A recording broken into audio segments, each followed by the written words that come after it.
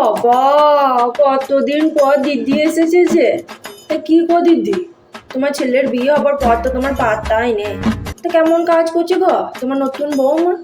আর নতুন বউয়ের কথা কি বলবো দিদি, ভেবেছিলাম নতুন বউ ঘরে এলো এবার পায়ের উপর পা দুটো তুললে সুখে দিন কাটাবো, কিন্তু কি ভাবলাম আর কি হলো। কেন গো, কি হলো আবার? এত সুন্দর বউ আনলে যে। আরে সুন্দর বউ নিয়ে কি আমি ধুয়ে জল খাবো? একটা বাড়িতে কুট্টো নেড়ে দুটো করে না, শুধু সারাদিন ফোন আর ফোন। আরে তুমি ওর চান করা ঘরটা দেখলে তোমার মাথা খারাপ হয়ে যাবে। সেই যে বাথরুমে ঢুকবে টান্না 3 ঘন্টার নিচে বেরোবে না, ট্যাঙ্কির উপর ট্যাঙ্কির জল নষ্ট করেই যাবে, আমার কোনো কথাই শুনে না।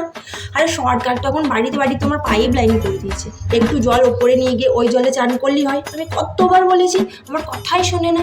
আমি তোমাকে আমার দুঃখের কথা কি বলবো গো দিদি।